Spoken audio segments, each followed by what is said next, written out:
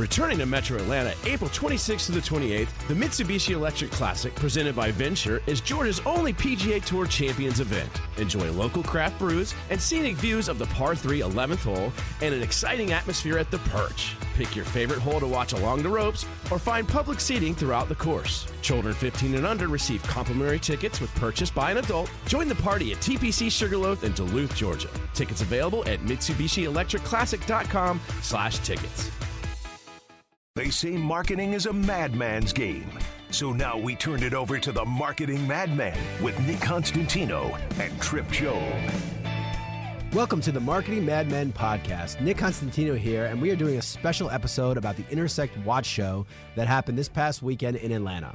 The show was at Moto Escape Atlanta, which is actually a really cool used car shop and storage venue. It was awesome. For some context, it is one of the first watch shows that's actually come to Atlanta, one of the first that I've attended. Big-time watch guy, wear all kinds, been fascinated with it, everything from quartz watches back in the day to some big automatic watches and big brands, and I really just thoroughly enjoy the industry. But today we're going to talk specifically about micro brands. So one of the cool things about the Intersect Watch Show is it brings together all these micro brands. So micro brands are making about 1,000, 2,000 watches a year. That's why they're called micro brands. It's not the big names. It's not Admir Peugeot. It's not those big of, the Rolexes of the world, the Omegas of the world. These are watch dudes, watch guys that decided, wow, I want to make a watch company. And it's amazing to see how many of them have succeeded. So we went through a couple different brands. I got to spend a good amount of time at the show. And I'm going to go into a little bit about the brands I saw and some of the things I observed. And then we got a couple interviews from the show, which will be great to just kind of capitalize, give everybody an idea of what's going on in that space, because it is fascinating. Let's go through some of the brands. So the first one we stopped by was Anordain. They're making very cool enamel dials. Just the layering and the way you can see the light shine. It was a very cool thing to see. And then Bespoke Watch Products. They have a selector. You can actually make your own watch. So all these different models, engravings, gold rotors, Swiss movements, everything. You can customize every part of it, and their system allows you to do it in real time and make a completely unique watch, which I think is a really cool take on it. And I think one of the things that stands out, every one of these guys has got to have something a little bit different. They got to have something that catches your attention because, again, it doesn't have the same brand pedigree as a Rolex does, where the demand is just through the roof. So each of them have these little kind of specialties and areas of expertise. And it was really cool to see each of these owners and the founders really talk about those specialties, because you see the passion that goes into it. Next one, Christopher Ward. So Christopher Ward has been around a long time in this space, I've owned a couple of them. I had a Trident. I had one of their manual wines. They make really neat watches, Swiss watches, but they had some really new, flashy stuff. First of all, their Bel Canto is just an amazing piece of machinery. It's a chime watch, so every hour you'll hear a little ding, and it is a complication usually reserved for watches that cost 100, 200 grand, and they stuff that thing into a $4,000 watch, which is unbelievable. It's also futuristic but retro looking. It's got some really cool patterns on there. The way the dials are, it is quite a cool watch. I also saw a prototype. I can't show an image because I was sworn to secrecy of the new 12 watch. It's got an in-house movement, and it's got a skeleton dial. My goodness, how they fit that movement in there and how they got that dial on it, a lot of work went into that, so very cool. We also stopped by Fears of England. Again, tons of pedigree and history. The way they make their dials, just the layering of the paint and the enamel and the way they make the hands, it is a fascinating thing to see. The white, it was like super white. They had a really cool meteor looking one, really cool brand to check out. Probably at the higher end of the price point for these. Those are $2,000, $3,000 watches, but once you look into how much work goes into the dial making, it's unbelievable. I also stopped by MK2. I was told that this was the godfather of micro brands. He brought a brand back to life in Tournec Revel, and if I botch these brands, I'm sorry. I've heard so many people pronounce all these things so way, but it was just, this is a utility military spec tool watch, and it's great to see that, because sometimes it's not bells and whistles, it's functionality.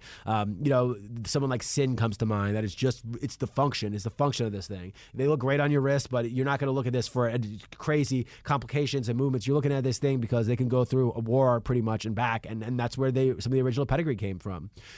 We had Formex. Formex is an interesting one. I've owned a Formex or two back in the day, and just to watch how they've come from their 4-speed series now to their Essence and their Reef series, guys. Very cool watches. Again, Swiss made, but they feel like they're making them for their fans, which is another pretty broad scope of these guys. They're all trying to make watches based on fans. Rolex has been making the same watches for years. They're just subtle tweaks, and that's great for Rolex, but there are a lot of brands that their fans want to really engage with them, which is cool.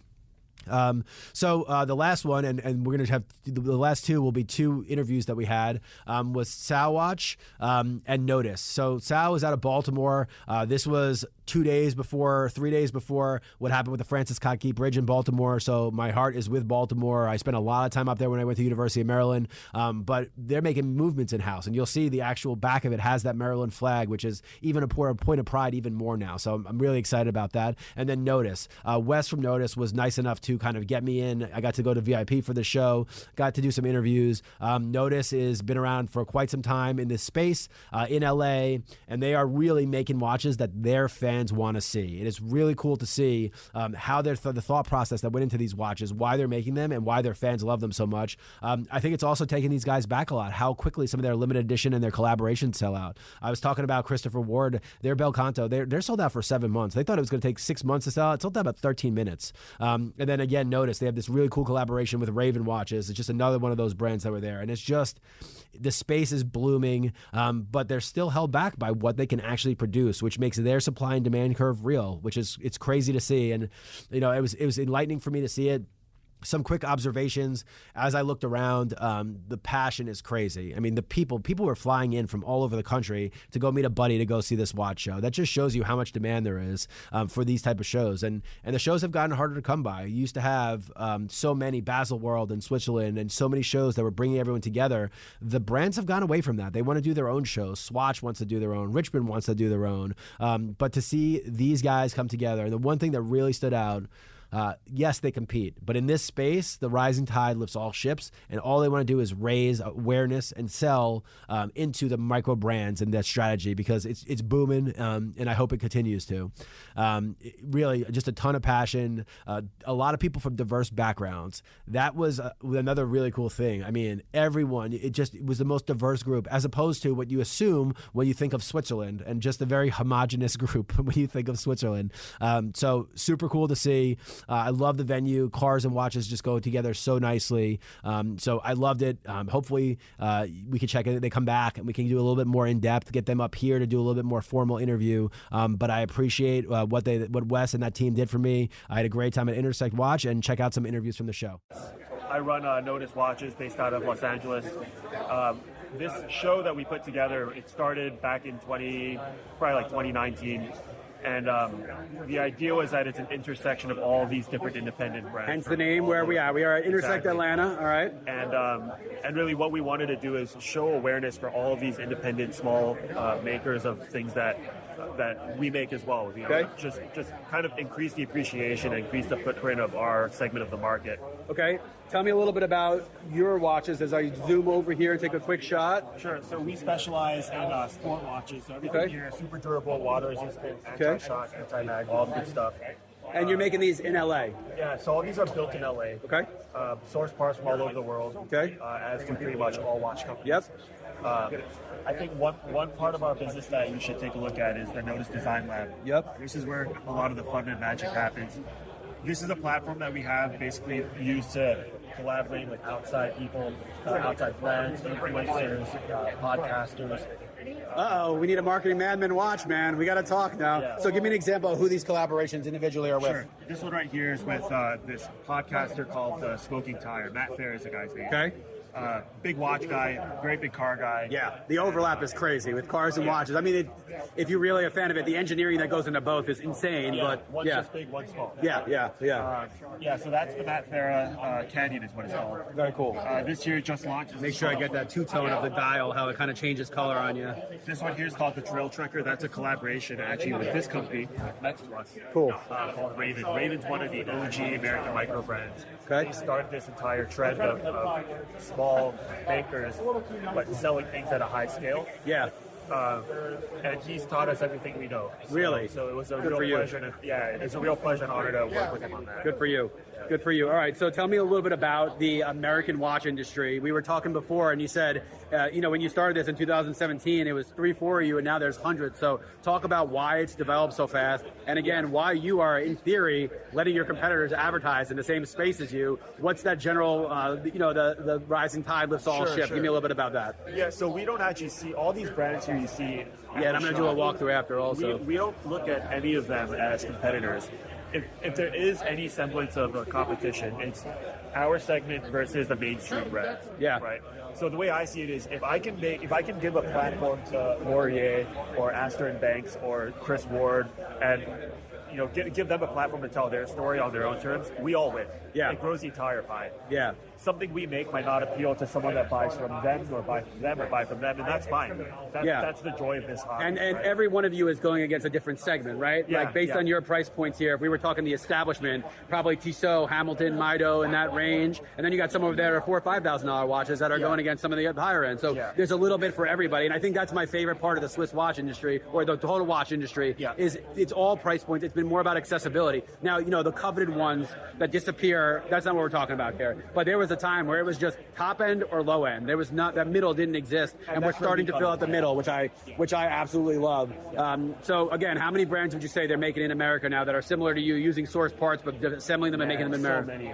If I have to put a number on it, a couple hundred maybe. Wow. Okay. Yeah, a couple hundred. Okay. Yeah. What's your favorite part of doing this? What made you start this, and then we'll finish with which is your favorite of the bunch on this table?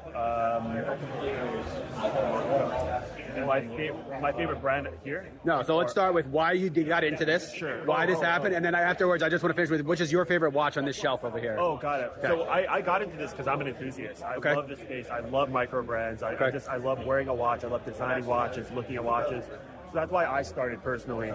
Why we started Intersect was specifically to grow the entire pie, like make the entire pie bigger. And out of all the watches that we have, I would say probably this one is right now is my favorite. And that's what is that a PBD? What's the coating on it? No, it's a DLC case. Yep. A gray DLC. Yeah, that's usually see black. That's really cool. And then this part, the bezel and the dial are Cerakoted. So it's basically like a ceramic powder that we spray it on to the part, and then we cook it, and that solidifies it. Oh, wow. And then we engrave the numbers and then ink fill it on the bezel. Yeah, so that's a lot of work that goes into making that. I mean, for people to understand, you just said coating ceramic, then putting the bezel. Most people just paint those numbers on. Yeah. You went and engraved them and then painted on top of it. That's awesome. And no one can do that yet. This is the first watch in the world that has that type of technology used. And, where can someone find that watch? Our website. Your website? Yeah. And are those limited edition? Is that something you're going to make in short form, or is it something you're going to keep making if there's more demand for it? It's small batch production, so it's not limited. We're producing a lot more now.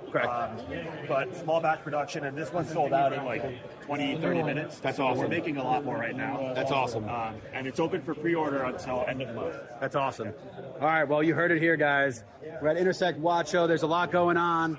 One of the founders, Wes from Notice, talking through, and we'll be back. All right. So we got Alan from Tao Watch Company, and my first and primary question is, what the hell made you think Baltimore watches? We're starting a watch company. So it all started with obsession of watches. Okay. We all go down this rabbit hole, and once you start collecting more pieces, for me, my wife was like, Alan, stop buying so many watches. Just start your own company. There you go. So my background is in design and marketing, so I started designing 50, 60 different watches. Okay. So I finally finished one that I loved. And I was like, if I love it this much, I know that someone else would too. And being from Baltimore, born and raised in Baltimore, I just had to create something in Baltimore. From like our movements that are fully assembled in Maryland. To the designs itself that are inspired around something in Maryland. Love it. From like having the Maryland flag on our movements, which is awesome. Love it. But yeah, infusing my passion, obsession with watches into these incredible timepieces, just, So let me ask you this question, a marketing question. It's the first time I've gotten to ask a marketing question. I'm so excited. All right, so you say design and marketing when you're done. Do you design them with the intent of them being marketed? Or do you design them to design them and figure out the marketing later? Are you designing one that like, all right, I know that if I design this way, this can be marketed. Are you thinking that much through when you do them? So generally during my design process, it's because I have that itch to want a new watch. Okay. And because we have our own brands, it's tough for me to buy a watch because I only have to wear my watch because every opportunity is an opportunity to sell. Sure. So fortunately, my taste in watches, whatever new design is because I want to watch with that similar design, so I kind of create. Lucky you. That sounds like a pretty nice way to do it. Lucky you, besides how much hard work it takes to do all that stuff, but yeah. It definitely takes time, a lot of effort, a lot of testing. So my face is like I would design something, at the midnight hours, and then, 2 days later, look at it again, toss that entire design because I was like, what was I even thinking? Yeah. And then recreate it and do that process like 5, 6 times. Do you ever look back at the old the sketches and designs? It's hilarious. Yeah. How the evolution during that small time frame. Yeah. How long have you been doing this? 2017. Started in 2017. Okay. So you got a lot of design, hundreds of designs. Oh yeah. Do you ever look back and say, shit, I should have used that one? No. Fortunately, usually the last iteration of that design is usually the Oh, best. got it. So it's a progression from one to eventually this one. So you're doing it not ADD like me, where you're trying to do 54 at the same time. You're doing one and iterations until you get it where you like it for yourself, which as an enthusiast you assume other people will like it. All right. So what out of here? Which was the first one that you done that you have out here? It doesn't have to be the first one that you have, but the first one out here that you did. I did. Well, let's see. So the coolest ones is probably like our Legacy series that we launched in 2020. Okay. Really cool piece. The coolest part actually is the movement. Yeah. So we actually have the Maryland flag on that. So it's actually unmistakable flag, by the way. We fully assembled, regulate, and decorate the entire movement from Maryland. So that's why we call it the Legacy series. It's first time using this movement and creating this movement, so it's kind of our legacy of starting the brand. Yeah, that's great, man. Not a lot of people are doing that. What do these go for? So the Legacy series goes for $900. Not bad for making your own movement in-house. Yeah, and then we have bronze versus stainless steel. Yep. We also have pilot watches. They are actually titanium, so they're around $750. All automatic pieces. Yeah. Then over here we have our new Torch Diver. They're currently available at pre-order. Comes in bronze or stainless steel. These also house the Maryland movement, which is really cool. Cool. Yeah. Really cool. Thank you. All right. So, what's your favorite part of the industry, and what do you have the most challenge with? Favorite part is, having to meet other people, like doing these events. Yeah. Going out, setting up meetups.